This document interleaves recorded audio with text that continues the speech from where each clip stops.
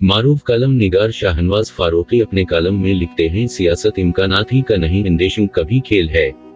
उस खेल में इंसान एक दिन जमीन पर और दूसरे दिन आसमान पर होता है। उस खेल में इंसान एक दिन मसंद अख्तार पर और दूसरे दिन तख्तदार पर होता है। चनाचा जो शख्स सियासत में आता है वो इम्कानात के साथ साथ अंदेशों से भी आगाह होता है। न सिर्फ आगाह होता है बल्कि वो सियासत के सदमात को भी सहता है। मगर मियां नवाज शरीफ का मामला यह है कि वो हकदार की रेल के मजे तो खूब लूटते हैं, मगर हकदार की जेल से उनका दिल घबराता है। उन्हें जेल में बर्गर भी चाहिए और एयर कंडीशन कमरा भी। उन्हें बेहतरीन बस्तर भी दरकार होता है और मेहरबान डॉक्टर भी। मियां साहब की जिंदगी 5 स्टार है, चनाचा वो जेल को भी 5 स्टार बना देते हैं।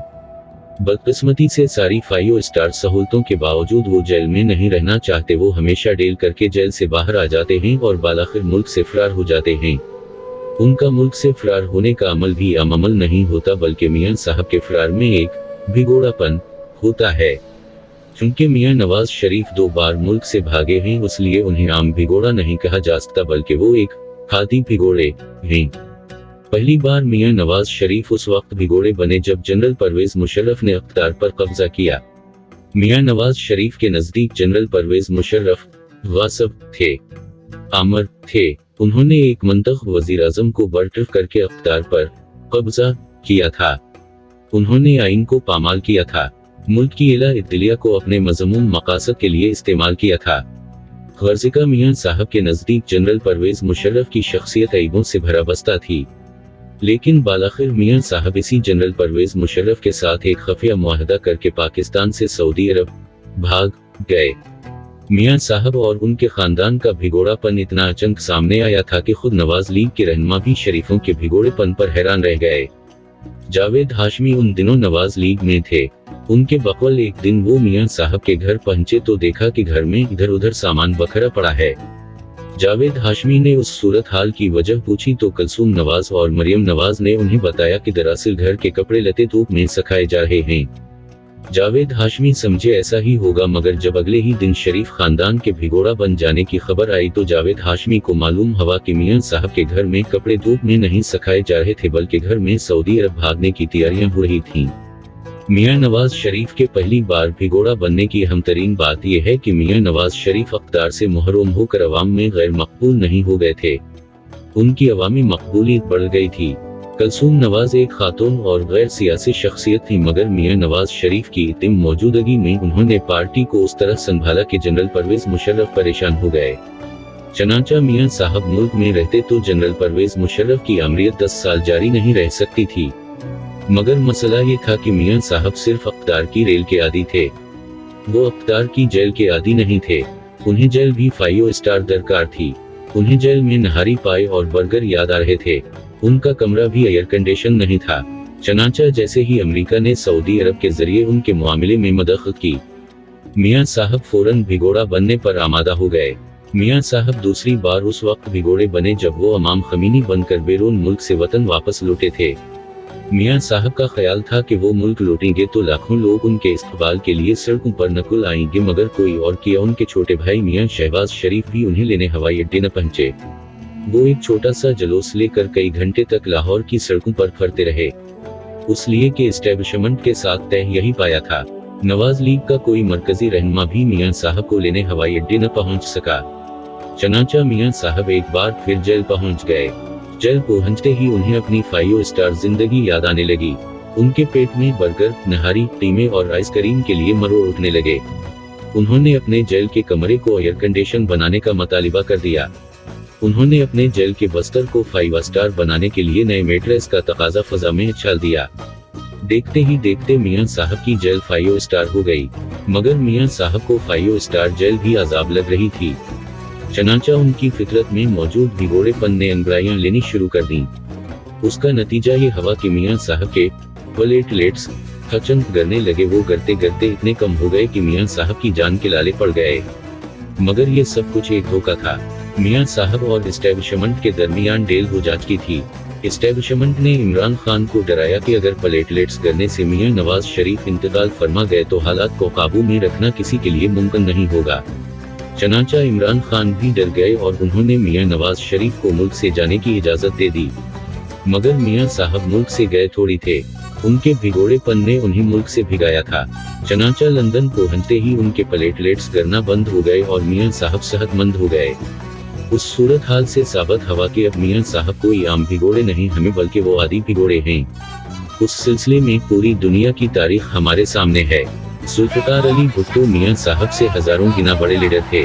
वो मियां नवाज शरीफ से लाखों गुना ज़हन थे। उन्होंने मुल्क के एटमी प्रोग्राम की बुनियाद रखी थी। उन्होंने मुल्क को एक मुतफ़िका इस्लामी आइन दिया था। उन्होंने मुल्क में इस्लामी सरबराही कॉन्फ्रेंस मुनक़्क़द की थी। उन्होंने कादियानियों को गैर मुस्लिम करार दिया था। उन्होंने शराब पर पाबंदी लगा दी थी। कौम को जमे की ताटील का तोहफा दिया था।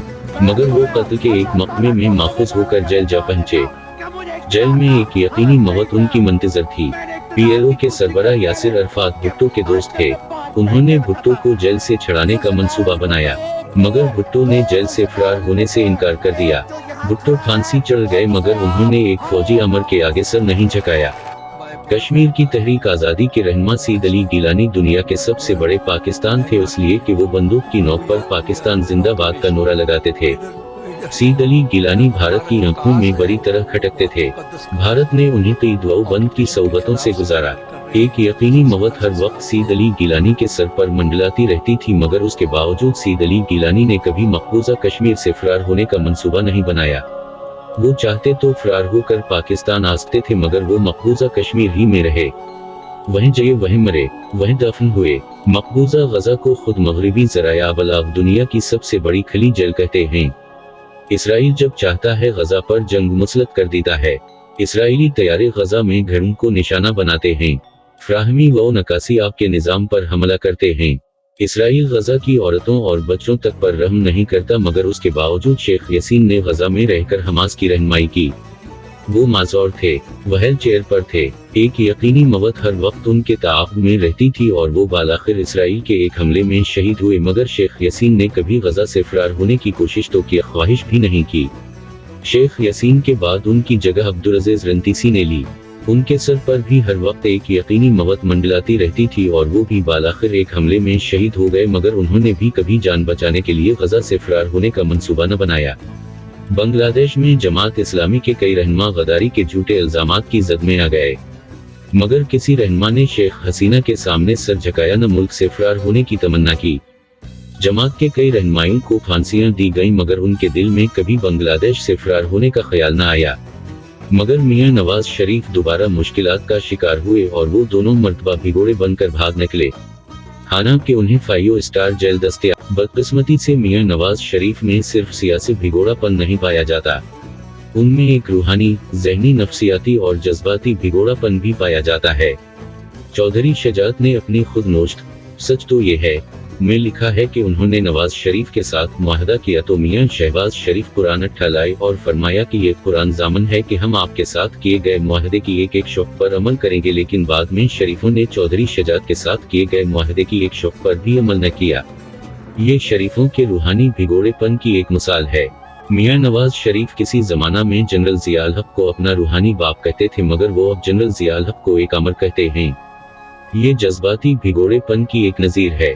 एक वक्त था कि जमात इस्लामी के साबिक अमीर काजी हुसैन अहमद शरीफ खानदान के इतने करीब थे कि शरीफ खानदान अपने खानदानी झगड़ों में काजी साहब को साज़ बनाता था, मगर फिर मियां नवाज शरीफ ने काजी साहब पर कश्मीर के हवाले से 10 करोड़ रुपए खा जाने का इल्जाम लगा दिया। ये मियां साहब के ज़हनी भिगोड़ेपन को जाहिर करने वाला एक वाक़या है।